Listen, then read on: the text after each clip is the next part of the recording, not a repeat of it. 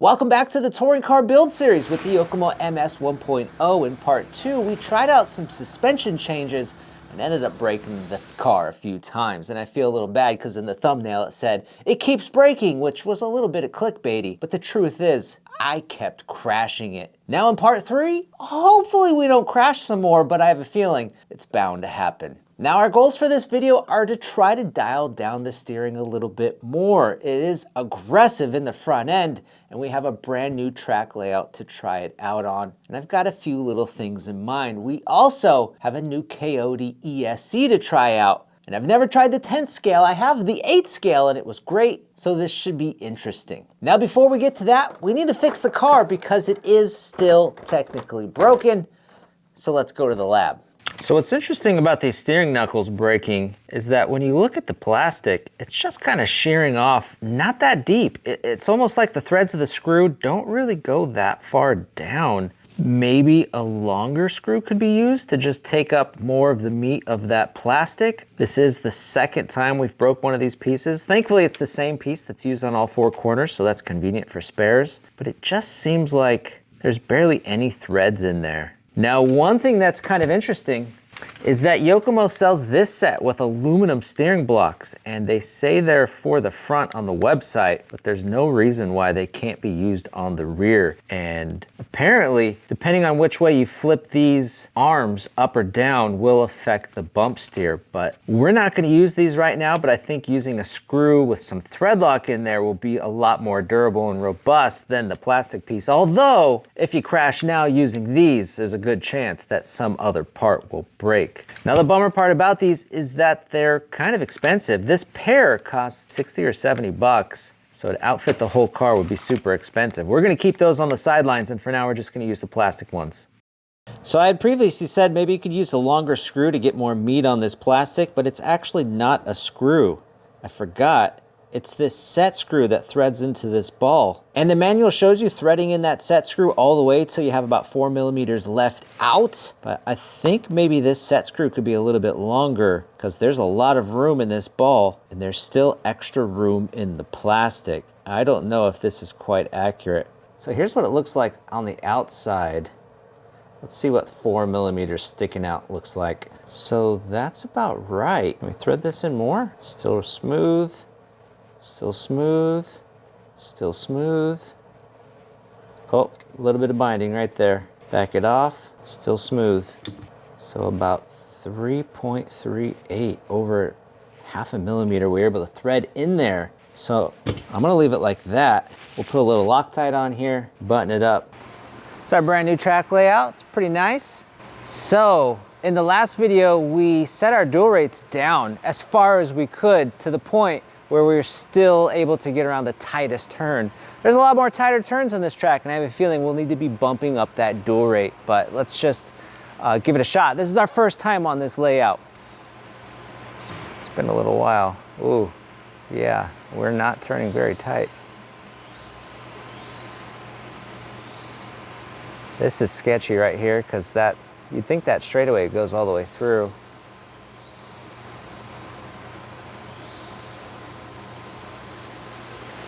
Oh. It's like it turns tighter the faster I go. But I'm gonna bump up the dual rates. Let's see, I think the dual rates are actually at 40%? Yeah, 40%. So let's try, I'm just gonna go to 50. Whoops. 50. There we go. 18.3. What I'm hoping to see is that helps out in the little tight S section. Wow, that made a big difference though. It's just a little bit more of a handful.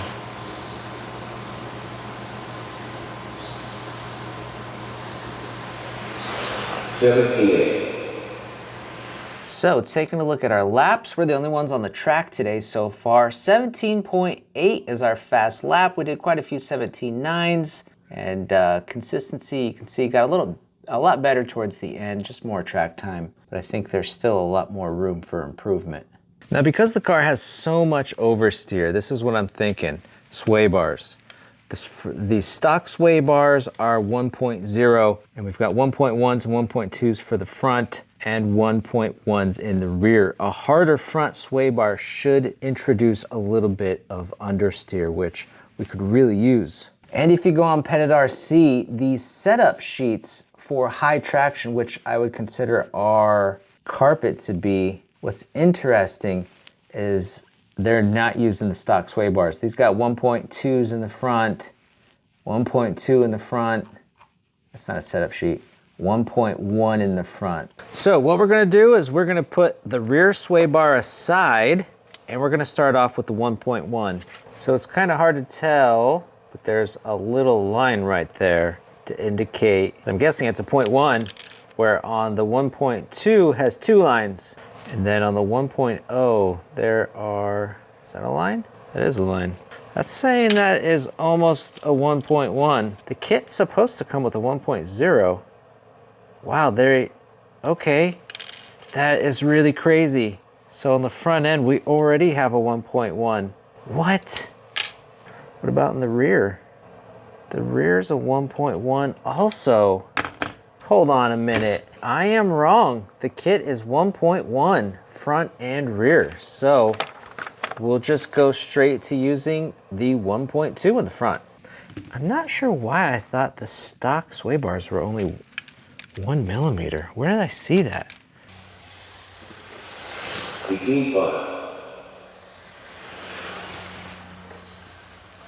think I like it. It's got a little bit more understeer. It's just a little easier to drive.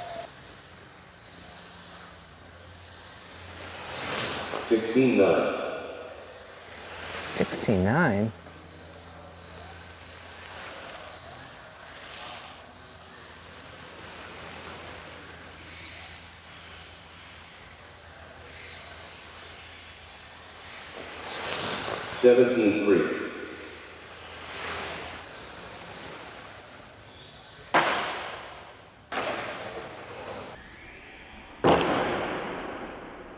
And I broke it. Let's go check it out. So nothing broke, it just popped the ball stud right out of the arm mount. I think everything's okay. So it's the next day, and yesterday's practice went really well. We did a 16.9, gaining a whole second. Changing out that sway bar made a big difference in just helping the car be a little bit easier to drive, giving me a little bit more confidence and pushing it a little bit harder. Having more track time played a big role too in going faster. So we fixed the car, we popped the ball stud back in place, and I think this is a good time to check out this Coyote Crest X ESC. This is their 10 scale ESC. It's 160 amps, and it's not a direct competitor to the stock spec Hobby Wing we're currently using, but it should be a good upgrade nonetheless. And we also have the program box to check out and the Bluetooth box. 2 different ways to program the ESC. The 8 scale ESC comes with a Bluetooth programmer built in, but the 10 scale one does not. Oh, that's fancy. Got a capacitor pack, little sensor wire, lots of other wires, shrink tube, bigger sensor wire, it's a bigger capacitor, instructions. Pretty dang nice. It's an all aluminum base. So the right side is the sensor port and the left side is an alternate fan port. And we have another one right there that we're already plugged into. And then this port with the cover on it is for the program box, or you could plug in a motor fan here instead of wiring it to the receiver. Pretty nice unit though. Now this isn't a fair comparison, but the Coyote is going to be a bit bigger, it sits taller, but its direct competitor from Hobby Wing would be the full-on mod ESC, not this stock spec, but interesting to see their sizes nonetheless.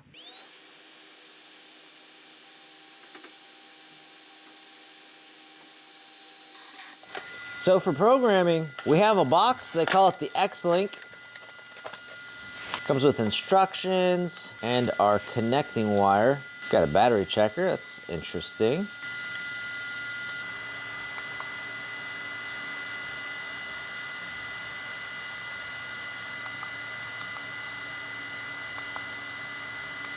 Max reverse force, 25%. Cutoff voltage 3.5. Thermal protection is on. Motor protection's on. VEC voltage 6 volts. Remote off disable. Sensor mode, full sensor. That's cool. What else is in here? Hybrid.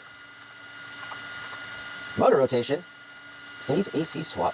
Punch SW point. Rate 1 start. Punch rate 2. Throttle curve. Neutral range. Initial throttle force. Coast. Drive frequency at 8K. That's pretty low. It's going to be punchy. Brake control heavy. 80%. There are a lot of program features in here. Wow.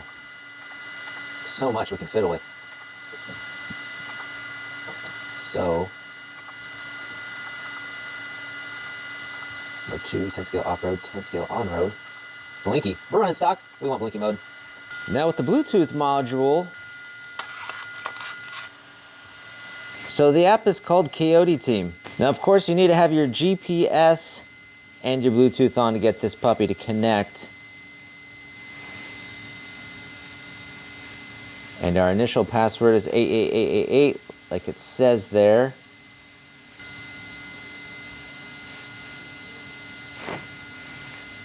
And so we're in Blinky. That's set correctly. We have all of our settings here. And something we will change right now. We just have 2 options for our BEC. Let's go to 7.4. We'll hit save.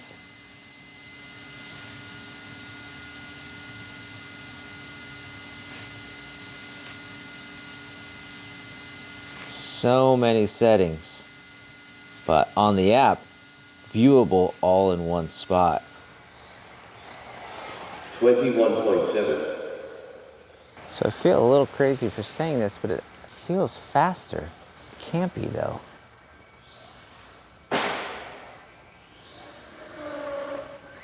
19.3. I got you. Back left. Oh, the body rolled up. So initial thoughts, it feels really smooth. And I swear it feels just a little bit faster on the top end. I mean, can it really be? Doesn't make any sense. The brakes feel really strong too. And yeah, it feels really nice. I didn't think I'd feel really any difference. It's just an ESC, but it does feel like it's got a little bit of magic to it. So we still got a 16.9 fast lap after changing the ESC. It felt faster, but we weren't able to go any faster on the track. But overall, I'm happy with this upgrade, the programmability, and the extra power feeling it gives me. 16.9. So guys, go check out the stuff we talked about in this video with our links down below. And if you want more RC videos, check these out.